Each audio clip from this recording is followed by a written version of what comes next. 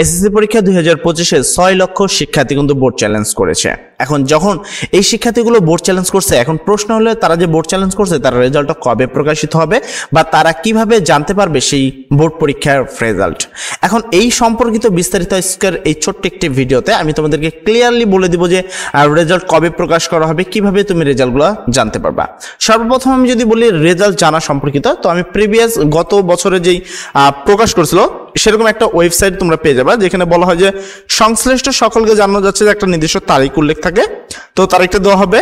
দেন হলো 2000 এত সালের ফল প্রকাশ করা হয়েছে। চট্টগ্রাম শিক্ষা বোর্ডের মেইন ওয়েবসাইটে গিয়ে তুমি কি তোমার রেজাল্টটা পাবা যাদের পরিবর্তন হয়েছে, আর যাদের ফল পরিবর্তন হয়নি তাদের রোল নাম্বার কি এর তালিকায় নেই। এখন কথা হলো তার মানে এখানে দুই ভাবে রেজাল্ট প্রকাশ হবে।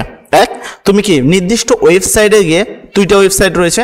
ফার্স্ট যদি তোমাকে আমি ফার্স্ট ওয়েবসাইট বলি, তুমি যে বোর্ডে রয়েছে, ধরো তুমি রাজশাহী বোর্ডে পরীক্ষা দিচ্ছ, রাজশাহী বোর্ডের একটা ওয়েবসাইট আছে। তারপরে এখানে তুমি যদি খেয়াল করো, এখানে দেখো চট্টগ্রাম বোর্ডের একটা ওয়েবসাইট আছে।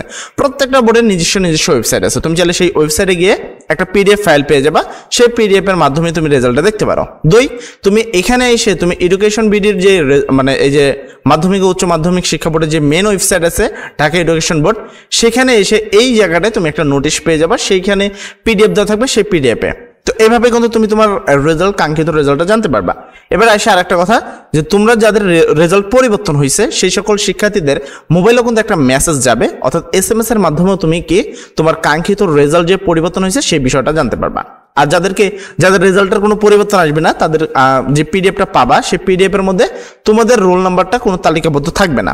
পাশাপাশি তোমাদের মেসেজেও কোনো ধরনের মেসেজ যাবে না। তার মানে তোমার কাছে যদি কোনো মেসেজ না পৌঁছে এবং তোমার রেজাল্ট যদি কাঙ্ক্ষিত ওয়েবসাইটে এসে পিডিএফ আকারে না পাও, তার মানে তোমাকে ধরে নিতে হবে যে তোমার রেজাল্টের কোনো পরিবর্তন হয়নি। কেননা এইখানে যে পরিবর্তনটা আসে শুধুমাত্র সেইগুলোরই পরিবর্তন আসে যেগুলোর কাঙ্ক্ষিত পরিবর্তন হয়েছে। আমি যদি তোমাকে একটু দেখাই, যেমন চট্টগ্রাম বোর্ডের যদি ওয়েবসাইটে আমরা প্রবেশ করি, সেক্ষেত্রে আমরা কিন্তু চট্টগ্রাম বোর্ডের যে পিডিএফটা আছে সেখানে, তো আমরা এখানে দেখো তোমাদের অল বোর্ডের যে খাতা আছে তা তুমি কি করবা, তোমরা পিডিএফ ফরম্যাট আকারে পেয়ে যাবা ওই জিনিসটা, যেটা তোমাকে ডাউনলোড করতে হবে। দেন তুমি কি ওই পিডিএফে গিয়ে তুমি তোমার রোল নাম্বার লিখবা, ওই পিডিএফে গিয়ে তুমি তোমার রোল নাম্বার লিখবা এবং সেই জায়গায় ওই পিডিএফে খুঁজতে হবে, দেখবা যে রেজাল্ট আছে কিনা। যেমন আমি যদি তোমাকে এখানে একটু 24 লিখে, একটা সেকেন্ড, আমি যদি তোমাকে এখানে 24 লিখে দিই, দেখো আমাদের কাছে একটা পিডিএফ আসবে, এরকম একটা বোর্ডের একটা পিডিএফ আসবে।